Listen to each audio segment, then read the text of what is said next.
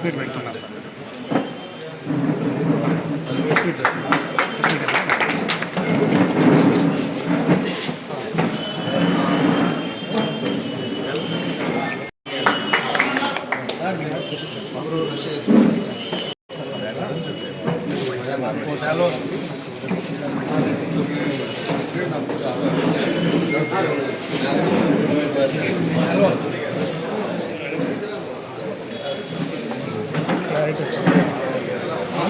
ఆయన వచ్చేసి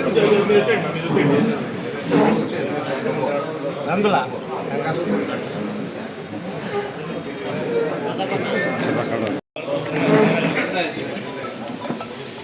తీసేయండి.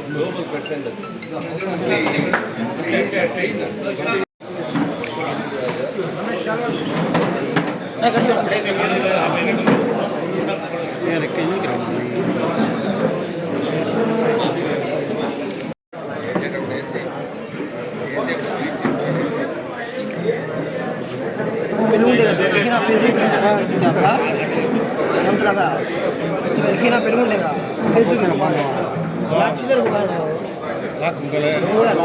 देखो कल 3-4 दिन पहले देखा सर 1,20,000 बोलगा और वो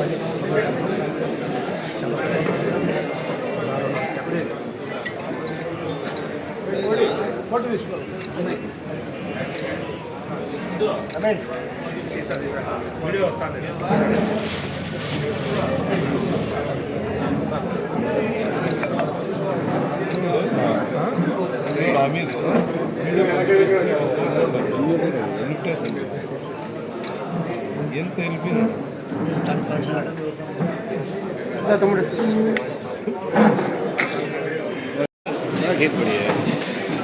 नीचे गिर गए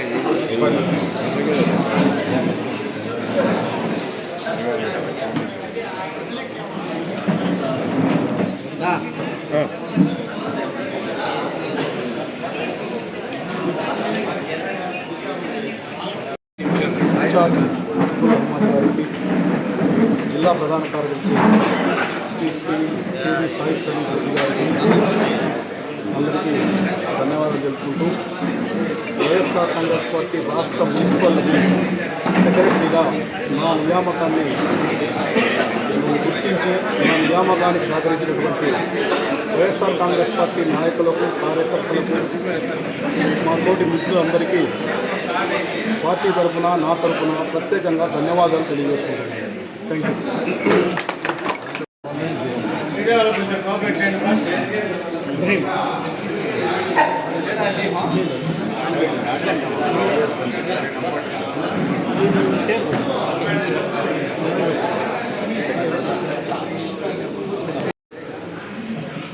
మొన్నటి దినం కదిరి ఎమ్మెల్యే కంటికుంట వెంకటప్రసాద్ గారు మన నాయకులు మాజీ ముఖ్యమంత్రి జగన్మోహన్ రెడ్డి గారిని ఉద్దేశించి పదే పదే ఆయన కదిరి నుంచి గొడ్డలు తీసుకుపోయినారు, ఏదో బాబాయిని ఏదో హత్య చేసినారని పదే పదే ఎక్కడ దొరికితే ఇక్కడ మాట్లాడడం చాలా విడ్డూరంగా ఉంది. ఇలా మాట్లాడితే ఆయనకి ఏదో మంత్రి పదవి ఇస్తారు పిలిచి అనేది ఆయన ఆలోచించుకుంటున్నారు. కానీ ఇది ఒక భ్రమ మాత్రమే, ఆయన ఊహల్లో ఉన్నాడు.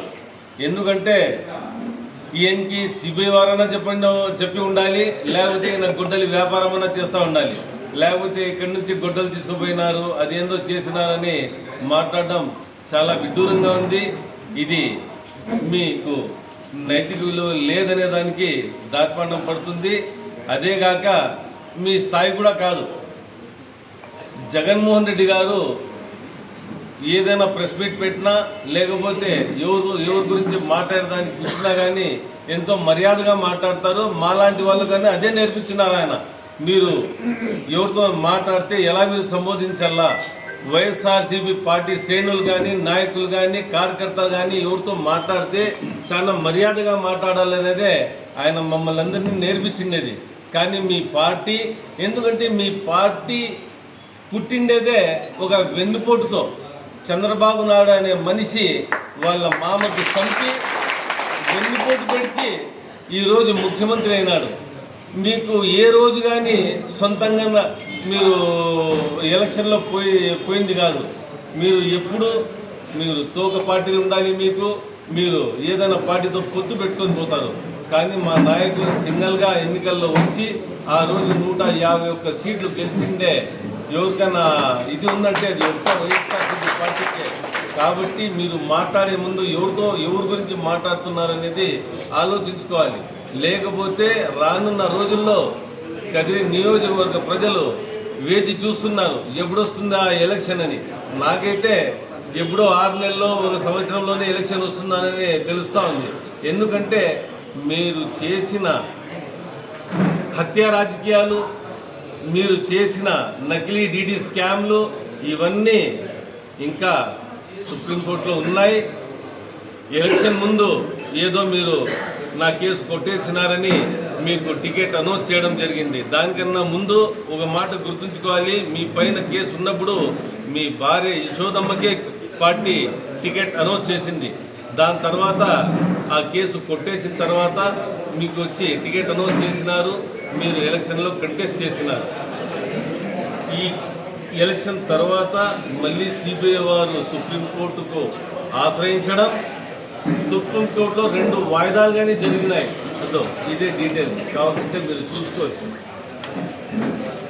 ఇది వచ్చి సుప్రీంకోర్టులో మీ పైన సిబిఐ కేసు మళ్ళీ ఓపెన్ చేయడం, మళ్ళీ 2 వాయిదాలు వేయడం. రానున్న జనవరి 19వ తేదీ మళ్ళీ హియరింగ్ ఉంది. అంటే మీరు ఏదో నేను చాలా క్లీన్గా ఉన్నాను, ప్రతి ఒక్కరు దొంగ లేకపోతే హత్య రాజకీయాలు పాల్పడుతున్నారని చెప్తున్నారే, అది మీరు మానుకోండి. మీరు మొదటగా మీరే హత్య రాజకీయాలకు పాల్పడే మనిషి, నకిలీ డీడీ స్కాము. దీనిల గురించి బాగా తెలిసిన వారు ఎవరన్నా ఉన్నారంటే ఈ కదిరి నియోజకవర్గ ప్రజలకు తెలుసు. మాకెంత తెలుసో ఈ కదిరి నియోజకవర్గ ప్రజలకు దానికి ఇంకా 10 మీ రాష్ట్ర నాయకులకు తెలుసు.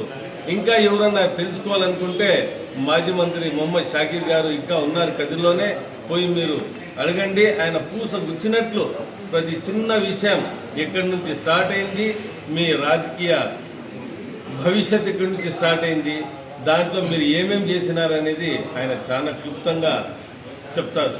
కాబట్టి మీరు పదే ఇది గొడ్డలి, ఇంకోటి కొలాలు, ఇంకోటి అని చెప్తున్నారే, అది మీరు మానుకుంటే మంచిది.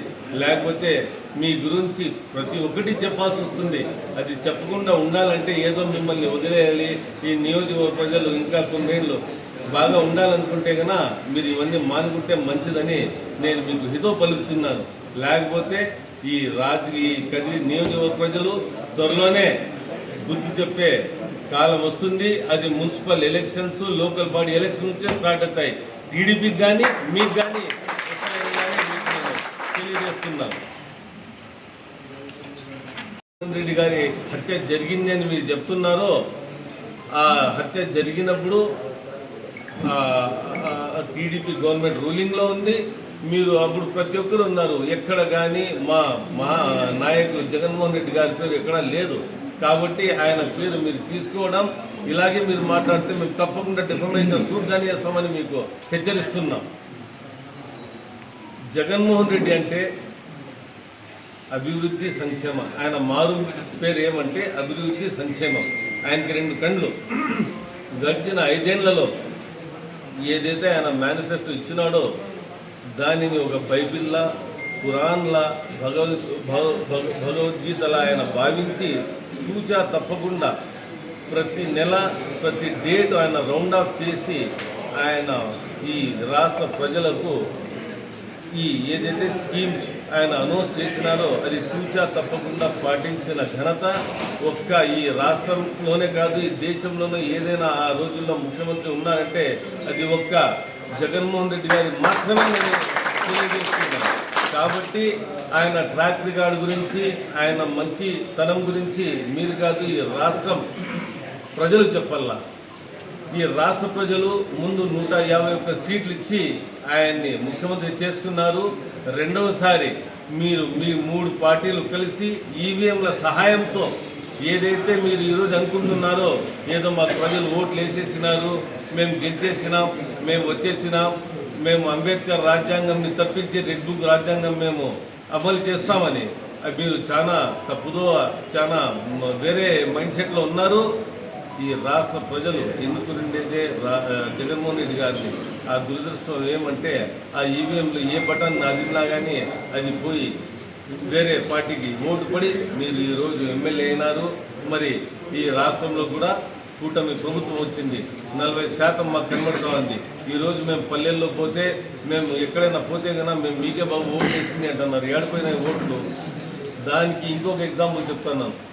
ఏదైతే ఈరోజు మెడికల్ కాలేజీల ప్రైవేటీకరణ అని చెప్తున్నాం మేము, దాని గురించి 1 కోటి సంతకాల సేకరణలో భాగంగా దాదాపు 68,000 కోటి సంతకాల సేకరణలో భాగం కదిరి నియోజకవర్గంలో ఒక్కటే 68. అంటే మీరు తెలుసుకోవచ్చు, మేము ఒకరి దగ్గరికి పోలేదు, ఒకరికి మీరు సిగ్నేచర్ చేయండి లేకపోతే మీరు చెప్పండి అని అడగలేదు. ప్రజలు స్వచ్ఛందంగా వచ్చి మేము ఎక్కడైతే మేము షామియానాలు వేసి ఈ 1 కోటి సంతకాల సేకరణ స్టార్ట్ చేసినామో దాంట్లో వాళ్ళే స్వచ్ఛందంగా వస్తున్నారు, అడుగుతున్నారు ఏం బాబు అని. మెడికల్ కాలేజీలు అంటే వాళ్ళే చెప్తున్నారు మా పిల్లల భవిష్యత్తు ఇది, చంద్రబాబు నాయుడు భవిష్యత్తును మా పిల్లల భవిష్యత్తును అంధకారంలోకి ఇది చేస్తున్నారు. కాబట్టి మేము తప్పకుండా మేము జగన్మోహన్ రెడ్డి గారిని సపోర్ట్ చేస్తాం, ఆయన వస్తేనే మళ్ళీ సంక్షేమం మేమంతా బాగుపడతామని ప్రతి ఒక్కరూ ఈరోజు ముందుకు వచ్చి చెప్తున్నారంటే ఈ కూటమి ప్రభుత్వం గడిచిన 18 నెలల్లో ఎంత విపరీతంగా మీరు ఫెయిలియర్ అయినారనేది దీనికి నిదర్శనం.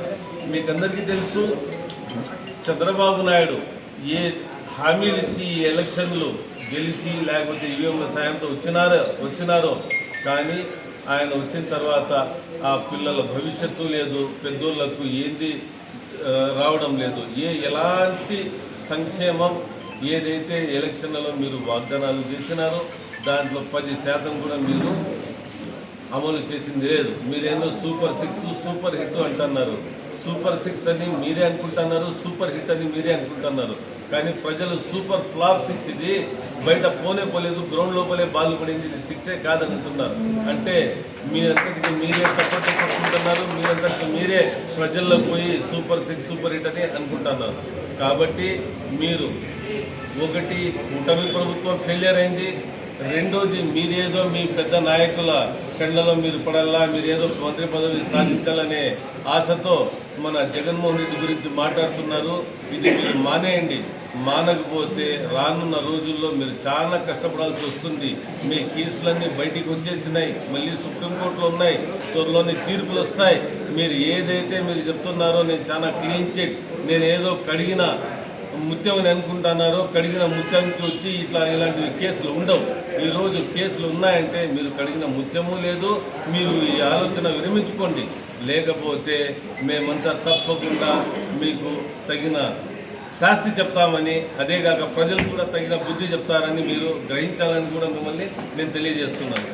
అలాగే కదిరి అభివృద్ధి ఈ 18 నెలల్లో కదిరి నియోజకవర్గానికి, కదిరి టౌన్కి మీరు ఏమి అభివృద్ధి చేశారనేది మా తరపు నుంచి మీకు ప్రశ్నిస్తున్నాం.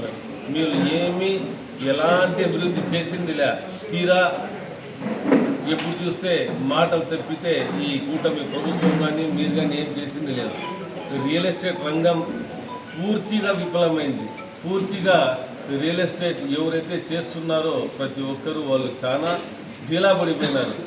మీకు తెలిసి మీకు కావాల్సిన మనుషులు రియల్ ఎస్టేట్ చేసుకోవచ్చు, మీకు కావాల్సిన మనుషులు రిజిస్ట్రేషన్లు జరుగుతాయి. వాళ్ళకు ఎవరైనా వేరే వాళ్ళు ఏమైనా ఇది రియల్ ఎస్టేట్ చేస్తే వాళ్ళ పైన అఘాయిత్యాలు అరాచకాలు తప్పితే మీరు మీ దగ్గర పనిచేసేవాళ్ళు వేరేది ఏం చేయడం లేదు. కాబట్టి ఒక ప్రాంతం అభివృద్ధి కావాలంటే అన్ని రంగాల్లో ముందుకు పోవాలి. అలాంటిది రియల్ ఎస్టేట్ రంగం విఫలమైంది. అలాగే మన కుటాగుల కేవీ ప్రణీత్ గారి క్రషర్ని మీరు ఆపించి వ్యాపారాలు చేసుకోకుండా దౌర్జన్యం పల్లాపగులు పోలీసుల సహాయం తీసుకుంటారు, రెవెన్యూ అధికారుల సహాయం తీసుకుంటారు. ఏదో ఒకటి లేనివి ఉన్నట్టు ఉన్నవి లేనట్టు మీరు చూపించి మీరు కష్టపెడుతున్నారు. అంటే మీరు కక్ష సాధింపు రాజకీయాలు తప్పితే ఒక క్లీన్ రాజకీయాలు చేసి ఈ ప్రాంత అభివృద్ధికి తోడ్పడే ఏవైతే వనరులు ఉన్నాయో అన్నిటికీ మీరు ఎండ్ చేసేస్తున్నారు. కాబట్టి మీరు ఇవన్నీ మీ తప్పులు గ్రహించి దీన్ని సరిదిద్దుకొని రానున్న రోజుల్లో ఈ ప్రాంత అభివృద్ధికి మీరు తోడ్పడండి అని కూడా మేము మిమ్మల్ని తెలియజేస్తున్నాం.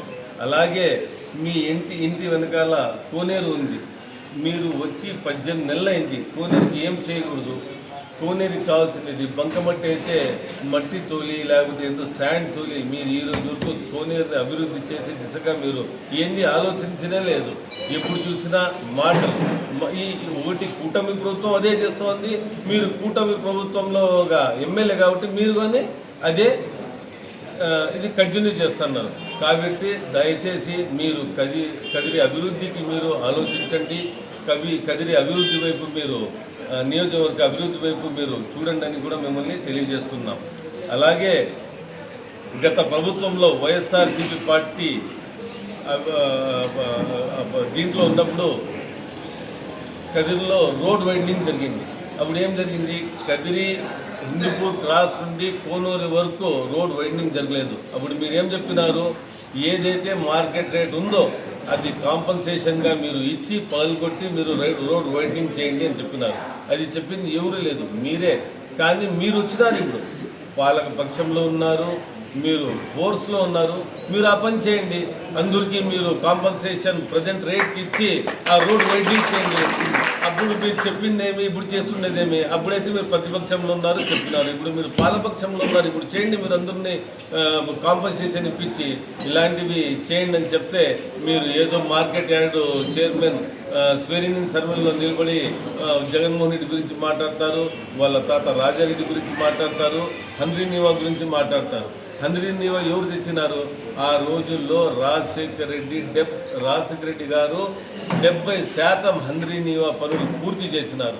దాని తర్వాత మీ ప్రభుత్వం వచ్చింది, శూన్యం. చంద్రబాబు నాయుడు గారు చేసింది శూన్యం. మళ్ళీ ఆయన తనయుడు వైఎస్ జగన్మోహన్ రెడ్డి గారు మళ్ళీ ముఖ్యమంత్రి అయిన తర్వాత ఏదైతే 30% పనులు పెండింగ్ ఉన్నాయో అవి పూర్తి చేసి పుంగనూరు వరకు హంద్రీ నీవా కాలువ తీసుకొని పోయినారు. దానికి మీరు ఇప్పుడేం చేస్తున్నారు? నీళ్లు పోతా ఉంటే లైనింగ్ అని పనులు స్టార్ట్ చేస్తారు. లైనింగ్ పనులతో రైతులకు నష్టం తప్పితే ఏమీ ఒరగదు. పిల్ల కాలువలు చచ్చిపోతాయి, భూమిలో నీళ్లు ఇంకదు. కాబట్టి ఈ లైనింగ్ పనులు మీరు పూర్తి చేస్తున్నారు. ఇది చేస్తుండడంతో రైతులు చచ్చిపోతున్నారు. మీరు ఎప్పుడు పదవిలో వచ్చినా, మీరు ఎప్పుడు ప్రభుత్వంలో వచ్చినా కానీ చంద్రబాబు నాయుడు అతివృష్టి అనావృష్టి, రేట్లు సరైన గిట్టుబాటు ధరలు ఉండవు, లేకపోతే ప్రజలకు మేము ఎప్పటి నుంచో చూస్తున్నాం. చంద్రబాబు నాయుడు వచ్చినప్పుడు 5 సంవత్సరాల వ్యాపారాలే ఉండవు. మనుషులు అయితే చాలా ఫ్రీగా తిరుగుతూ ఉంటారు, ఏమన్నా అంటే వ్యాపారాలు. అదే మన నాయకులు 5 సంవత్సరాలు జగన్మోహన్ రెడ్డి గారు రూలింగ్లో ఉన్నారు. దాని ముందు వాళ్ళ తండ్రి 10 సంవత్సరాలు, దాదాపు 7 సంవత్సరాలు ఆయన పరిపాలించినాడు. దాని తర్వాత 3 సంవత్సరాలు వేరే గవర్నమెంట్ ఉంది. అప్పుడైతే ప్రజలు చాలా సంతోషంగా, ఈ రాష్ట్రం చాలా సస్యశ్యామలంగా ఉండేది. కానీ అదే మీరు కూటమి ప్రభుత్వంలో వచ్చిన తర్వాత కష్టాలు తప్పితే ఎలాంటి మంచి జరగలేదు. ఇక ముందైనా మీరు ఏదైతే హామీలు ఇచ్చినారో ఎలక్షన్లలో ఆ హామీలు నెరవేర్చి ఈ రాష్ట్రానికి, ఈ రాష్ట్ర ప్రజల కోసం, ముఖ్యంగా కదిరి నియోజకవర్గ ప్రజల కోసం మంచి జరిగేలా చూడాలని కూడా మిమ్మల్ని మేము తెలియజేస్తున్నాం. అలాగే కాకుండా మైనార్టీ ఫంక్షన్ హాల్ దాదాపు 8 నెలలైంది. మైనార్టీ ఫంక్షన్ హాల్ ఇది రెనోవేషన్ అని మీరు చేసినారు. కానీ 8 మంత్స్ నుండి ఆ ఫంక్షన్ హాల్ రెడీ కాలేదు. అలాగే ఏదైతే బీద సామాన్య ప్రజలు, ముస్లిం ప్రజలు పెళ్లిళ్ళు చేసుకుంటారో వాళ్ళు కాస్ట్లీ ఫంక్షన్ హాల్స్లో పోయి డబ్బులు లేకున్నా కానీ బాకీలు చేసి, అప్పులు చేసో ఏమో చేసి ఆ ఫంక్షన్లు చేసేటట్లు మీరు వాళ్లకు చాలా మజ్బూర్ చేస్తున్నారు. అంటే వాళ్ళు చాలా కష్టంగా వాళ్ళ ఫంక్షన్ చేసుకోగలుగుతున్నారు. ముందు ఇండ్ల ముందర చేసుకునే వాళ్ళు ఇప్పుడు ఆ సందుల్లో చేసుకోలేకపోతున్నారు. కాబట్టి మైనార్టీ ఫంక్షన్ త్వరగా పూర్తి చేయండి. ఇన్ని మాటలు చేసే కన్నా మంచి చేసే రండి ముందరు. మీరు మంచి మీరు చేస్తే మేము కానీ హర్షిస్తాం. అది వదిలేసి మీరు మా నాయకులకి తిట్టేది, లేకపోతే వైఎస్ఆర్సీపీ నాయకులకు, కార్యకర్తలకు, ప్రతి ఒక్కరికి మీరు పోలీసుల సహాయంతో పల్లాపులు భయపడిచ్చేది, వాళ్ళను స్టేషన్లో లోపలేపించేది, కేసులు వాళ్ళపైన తప్పుడు కేసులు ఇప్పించేది, ఇవన్నీ మానేయండి. దీనితో ఏం ఒరగదు. ఈరోజు మీరు 1 పైసా చేస్తే రేపు మేము 1 రూపాయి చేస్తాం. మా నాయకులు భయపడే భయపడే అవసరం లేదు. కార్యకర్తలకు మేము అండగా ఉంటాం. ఎలాంటి మీరు అధైర్యపడే అవసరం లేదు. త్వరలోనే లోకల్ బాడీ ఎలక్షన్స్ వస్తున్నాయి. లోకల్ బాడీ ఎలక్షన్స్లో మీరు ఎంత ధైర్యంగా ఉండండి.